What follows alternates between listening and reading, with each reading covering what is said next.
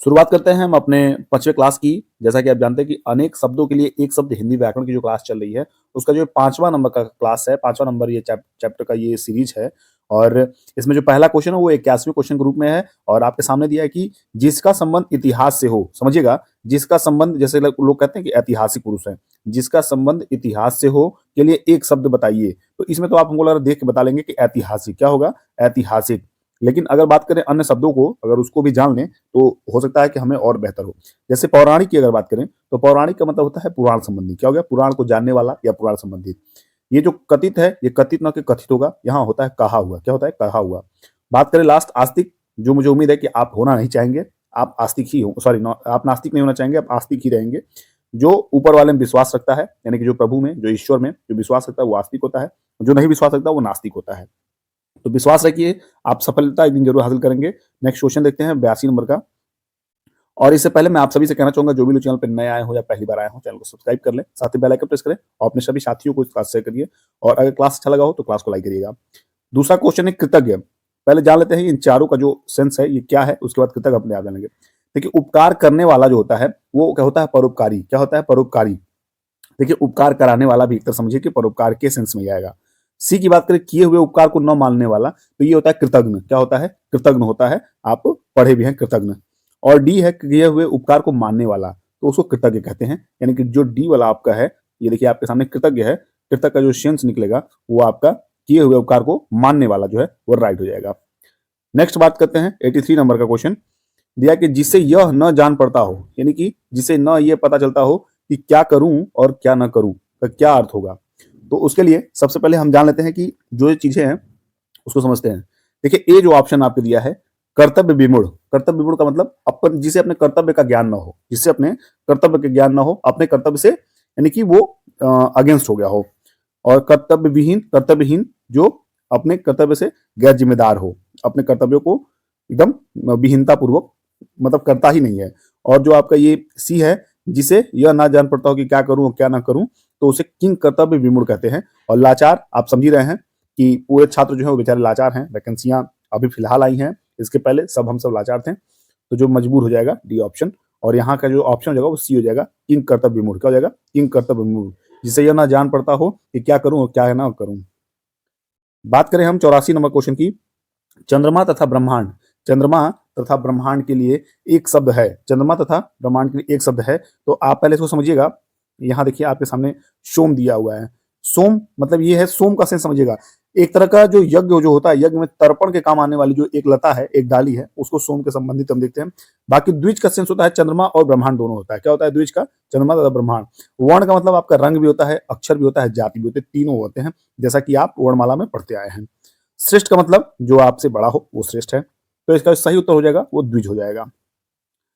Next question 85 number का है। क्या है आपके सामने देखिए, कह रहा है कि जो काम करना कठिन हो, जो काम करना कठिन हो उसे क्या कहेंगे एक शब्द में, तो उसे हम दुष्कर कहेंगे। क्या कहेंगे? दुष्कर। देखिए जरा एक बार देख लेता हूँ क्या सही, बिल्कुल सही है, दुष्कर।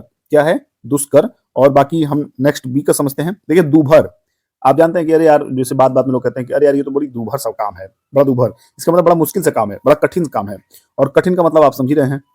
और असंभव, जो वो आप जो संभव योग्य ना हो वो असंभव है। तो ऐसी कोई चीज नहीं धरती पे जो असंभव है। अगर आपने ठान लिया है तो वो असंभव बिल्कुल ही नहीं है, वो हर हाल में आप संभव करके दिखा सकते हैं।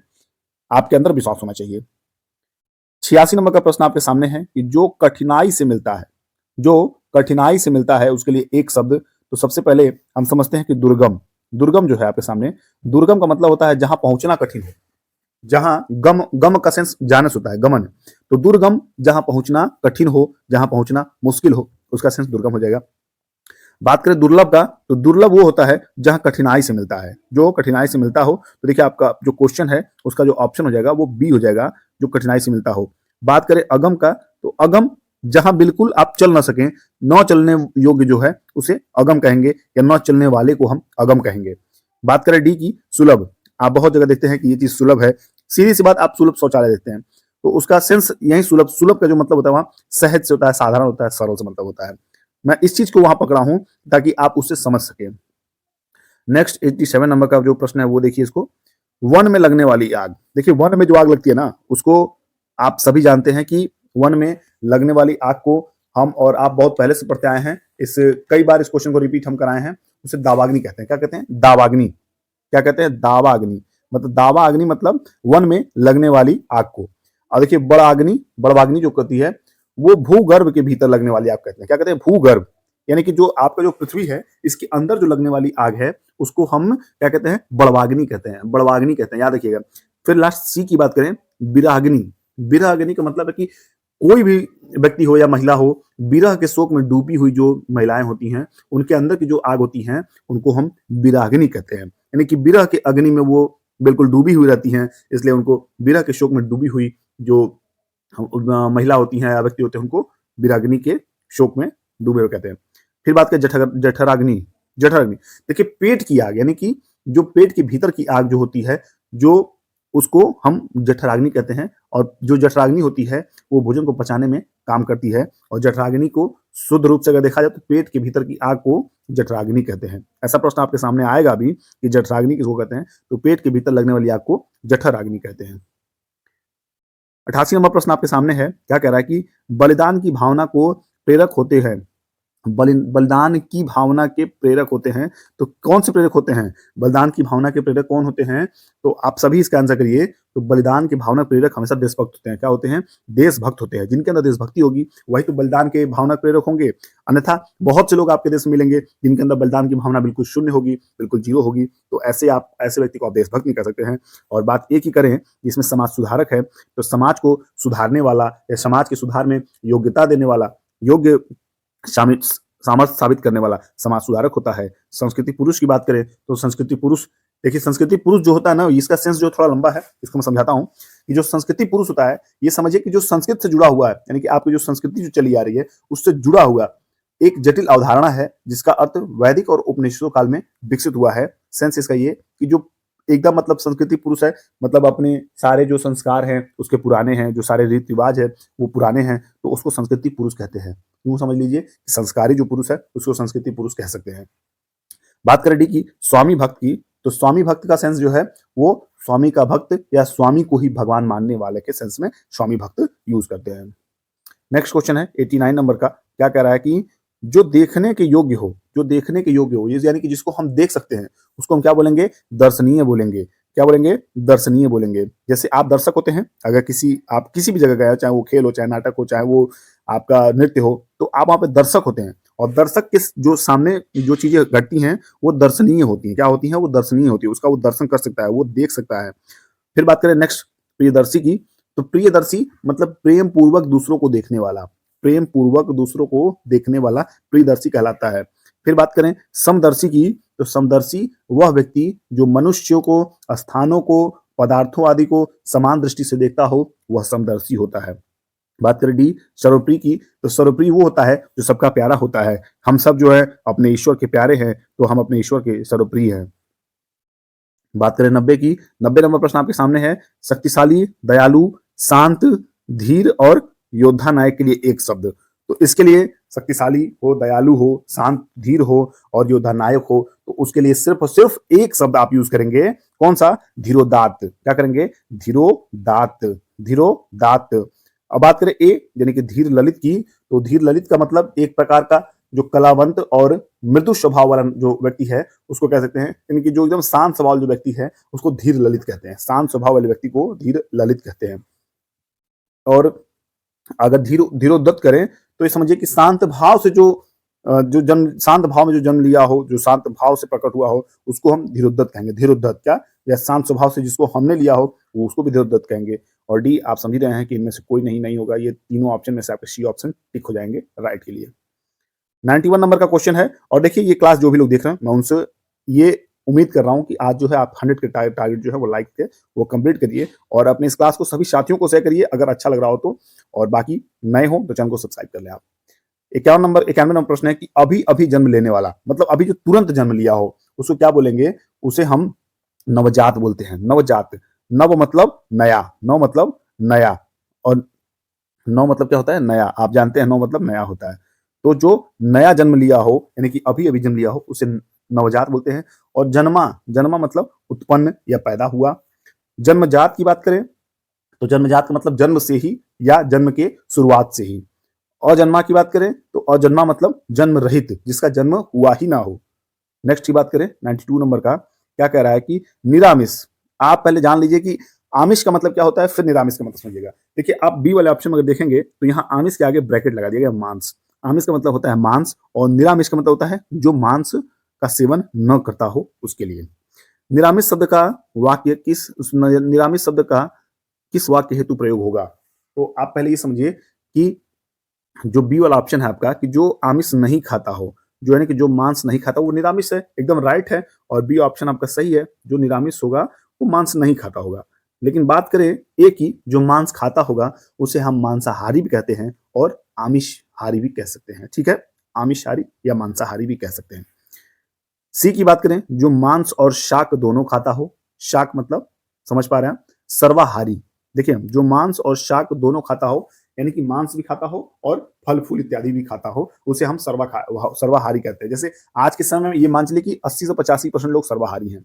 लेकिन बात करें जो शाक खाता हो, शाक, देखिए जो शाक खाता हो उसे शाकाहारी कहते हैं। क्या कहते हैं? शाकाहारी। याद रखिएगा, जो मांस और शाक खाता हो सर्वाहारी, जो शाक खाता हो वो शाकाहारी, जो मांस खाता हो मांसाहारी या आमिष, और जो मांस नहीं खाता हो उसे याद रखिए निरामिष कहते हैं। ये सेंस में दिया है।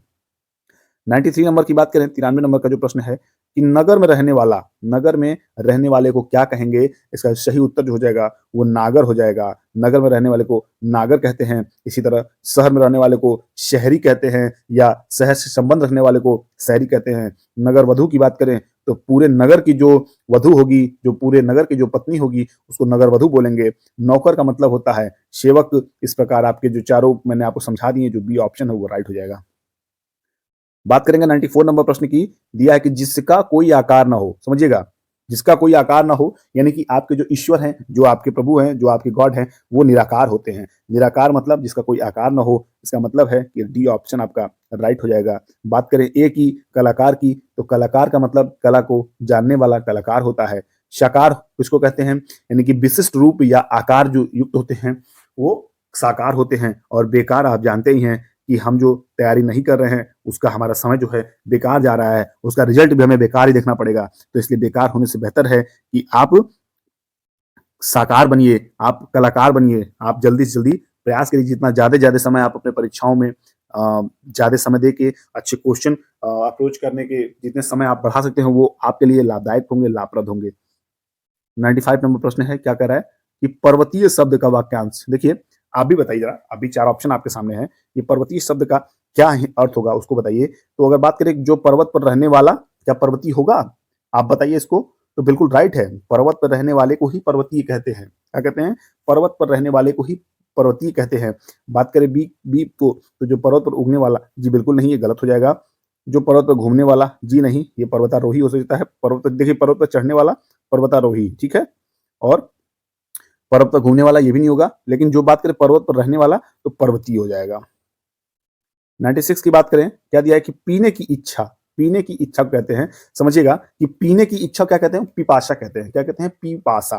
पिपासा जो आगे बी ऑप्शन में दिया है, पिपासा, पीने की इच्छा रखने वाला पिपासा। और पिपासु जो होता है, यानी कि ए ऑप्शन में जो पिपासु दिया है, वो व्यक्ति जो प्यासा हो। देखिए ये और इसमें दोनों की इच्छा है, प्यासा हो लेकिन इच्छा नहीं है तो पिपासु, और प्यासा है लेकिन उसे इच्छा भी है पीने की, उसे पिपासा कहेंगे। और पिच्छा मतलब आप समझते हैं कि विपरीत या अगेंस्ट, और प्यासा आप समझ ही रहे हैं कि जिसे पीने की इच्छा हो।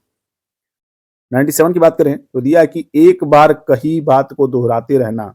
एक बार कही बात को दोहराते रहना क्या कहेंगे? तो इसका जो सही अर्थ होगा वो आपको बताना है।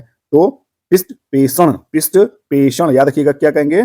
पिष्ट पेषण मतलब एक बार कही गई बात को दोहराते रहना, पिष्ट पेषण कहते हैं। बात करें ए नंबर आगार की, तो आगार का मतलब होता है मकान या घर आदि में रहने का जो स्थान होता है उसे आगार कहते हैं। बात करें प्राकथन की, यानी कि थ है, ये प्राकथन जो हो जाएगा, आप भी पढ़ते हैं, जो प्राकथन होता है उसे हम क्या कहते हैं? प्रस्तावना या पहले कही गई बात। प्रस्तावना या पहले कही गई बात। और देखिए डी आपका प्रस्तावना है, तो प्रस्तावना मतलब आरंभ या प्रस्ताव या पहले कही बात, आपका प्रस्तावना हो जाएगा।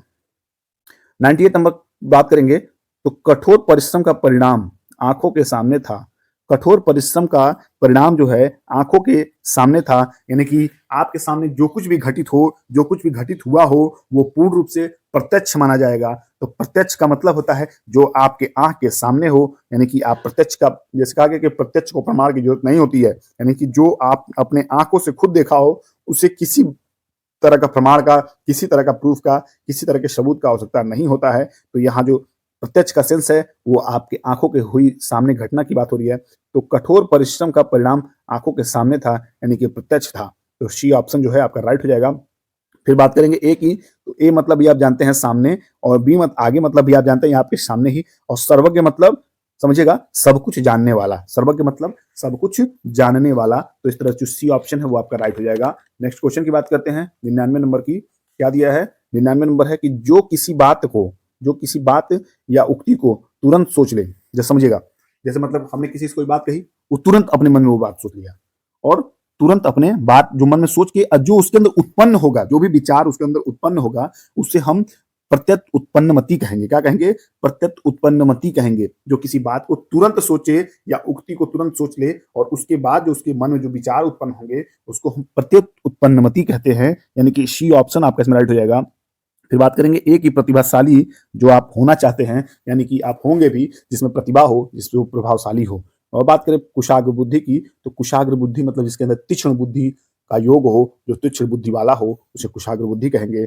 बुद्धिमान जो आपकी हैं, और देखना है कि कितना आप पेपर में बुद्धिमत्ता से अपने पेपर को सॉल्व करेंगे, वो देखना बहुत जरूरी है, यानी कि बुद्धिमान मतलब समझदार या अक्लमंद। अब इस क्लास के लास्ट क्वेश्चन की बात करें 100वें नंबर का, तो जो शब्दांश किसी शब्द के अंत में जुड़कर नया शब्द बनाते हो, अगर आप ध्यान से पढ़े होंगे उपसर्ग और प्रत्यय, तो देखिएगा अगर मान लीजिए ये कोई शब्द है, तो शब्द के पहले क्या लगता है? उपसर्ग लगता है। क्या लगता है? उपसर्ग। और शब्द के बाद में क्या लगता है? प्रत्यय। तो अगर उपसर्ग लग के कोई शब्द बना है तो वो आपका उपसर्ग सहित शब्द हो जाएगा, और अगर कोई प्रत्यय शब्द बना है तो आपका प्रत्यय लग के वो शब्द बन जाएगा। तो यही आपसे यहाँ पूछा गया है कि जो शब्द किसी शब्द के अंत में जुड़ के नया शब्द बनाते हैं उनको हम प्रत्यय कहते हैं। क्या कहते हैं? प्रत्यय। और जो शब्द किसी शब्द के आगे, यानी कि पहले लग के शब्द नए शब्द बनाते हैं, उनको उपसर्ग कहते हैं। और समास, जैसा कि आप नेक्स्ट चैप्टर पढ़ेंगे, तो समास का मतलब योग या मेल, और संधि मतलब आप जानते हैं कि जो दो शब्दों को जो जोड़ दे उसे संधि कहते हैं। मेल, योग, संयोग या जोड़। तो इस तरह ये क्लास ये समाप्त होता है, और ये प्रश्न यहाँ समाप्त होता है। और कैसा लगा क्लास, कैसे लगा प्रश्न, आपको जो लाइक करिए, कमेंट करके बताइए। और मुझे उम्मीद है ये क्लास आपको बहुत बहुत अच्छी लगी, और ऐसी जो अब जो क्लास है वो आपको हर हाल में मैं प्रयास करूंगा कि पूर्णतः समझाया हुआ आपको क्लास जो है वो यहाँ से प्रोवाइड किया जाए। तो चलिए मिलते हैं अगले क्लास में, तब तक के लिए आप भी पढ़ते रहिए, मस्त रहिए, स्वस्थ रहिए। Bye bye, take care.